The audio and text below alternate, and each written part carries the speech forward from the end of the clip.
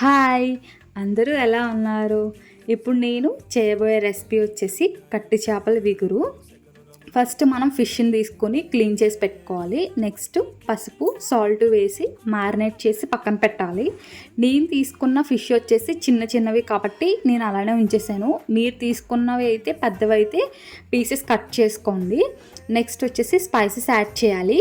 జీలకర్ర, ధనియాలు, గసగసాలు, దాల్చిన చెక్క, లవంగం దోరగా ఫ్రై చేసుకుని మిక్సీ చేయాలి. నెక్స్ట్ అల్లం వెల్లుల్లి కూడా అందులోనే వేసి మిక్సీ చేసుకోండి. తర్వాత మనం కట్ చేసి పెట్టుకున్న ఆనియన్స్ని కూడా వేసి పేస్ట్లా గ్రైండ్ చేసుకొని పక్కన పెట్టండి. నెక్స్ట్ వచ్చేసి చిన్న కడాయి పెట్టుకొని అందులో కొంచెం ఆయిల్ వేసుకొని మనం ముందుగా మిక్సీ చేసి పెట్టుకున్న ఆనియన్ పేస్ట్ని కూడా వేసి దోరగా ఫ్రై చేయండి. అది మనకి గోల్డెన్ బ్రౌన్ కలర్ వచ్చే వరకు ఫ్రై చేసిన తర్వాత కరివేపాకు అనేది యాడ్ చేస్తే ఆటోమేటిక్గా మనకు అది ఫ్రై అయినప్పటికీ టేస్ట్ అనేది తెలుస్తుంది. మంచిగా దోరగా ఫ్రై చేసుకున్న తర్వాత కొద్దిగా సాల్ట్, పసుపు, కారం వేసుకోవాలి. నేను సాల్ట్, పసుపు అనేది ఆల్రెడీ మ్యారినేట్ చేసిన ఫిష్కి యాడ్ చేశాను కాబట్టి దాన్ని చూసి వేసుకోండి. కారం కూడా మీకు తగినట్టుగా మీరు వేసుకోండి. నాకు తగినట్టుగా కారం నేను వేసుకున్నాను అడ్జస్ట్ చేసుకొని. నెక్స్ట్ వచ్చేసి ఫిష్ అనేది యాడ్ చేయాలి. మంచిగా చిన్న చిన్నవి కాబట్టి నేను డైరెక్ట్గా అలా వేసేస్తున్నాను. సో ఇలా వేసుకున్న తర్వాత అందులో మనకి బొడ్డులు అనేవి ఉంటాయి. అవి టూత్ పిక్కి కుచ్చుకుని అవి కూడా వేస్తే చాలా బాగుంటుంది టేస్ట్ అనేది. చాలామంది తింటారు, తినలేని వాళ్ళ కోసం నేను ఇది చెప్తున్నాను. సో ఒకసారి ట్రై చేయండి, తినలేని వాళ్ళు కూడా చాలా బాగా నచ్చుతుంది.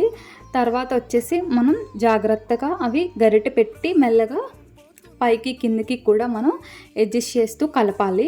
చేపలు కాబట్టి విడిపోతూ ఉంటాయి. సో మనం మెల్లగా కలుపుకుంటూ ఉంటే సరిపోతుంది. ఆ తర్వాత కొంచెం వాటర్ అనేది యాడ్ చేసుకోవాలి. ఫిష్కి తగ్గట్టుగా వాటర్ యాడ్ చేసుకుని ఆ తర్వాత మనం గరిటె అనేది యూజ్ చేయకూడదు. ఎందుకంటే చాలా డెలికేట్గా ఉంటాయి కాబట్టి ఫిష్ అనేది విడిపోయే ఛాన్సెస్ ఉంటుంది. సో అలాగే నేను చూపించినట్టుగానే మూవ్ ఆన్ చేయండి. మూవ్ ఆన్ చేసిన తర్వాత కొంచెం దగ్గర పడనివ్వాలి. మూత పెట్టండి. మూత పెట్టిన తర్వాత చూస్తే కొంచెం ఆల్మోస్ట్ 95% కుక్ అయింది. ఇంకొక 5% కుక్ అయితే మన ఫిష్ కర్రీ అనేది రెడీ అవుతుంది.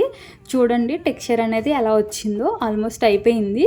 సో దీన్ని మనం స్టవ్ ఆఫ్ చేసుకుని సర్వ్ చేసుకుంటే ఎంతో టేస్టీ అయిన కట్టి చేపల విగురు చాలా చాలా బాగుంది. అందరూ కూడా ట్రై చేయండి. నేను చెప్పిన రెసిపీ ఫాలో అవ్వండి. మీకు అందరికీ కూడా మంచి టేస్ట్ అనేది వస్తుంది. అలాగే టెక్స్చర్ కూడా బాగుంటుంది. గ్రేవీగా అంతా కూడా మీకు చాలా అంటే చాలా బాగా వస్తుంది. సో నా వీడియోని లైక్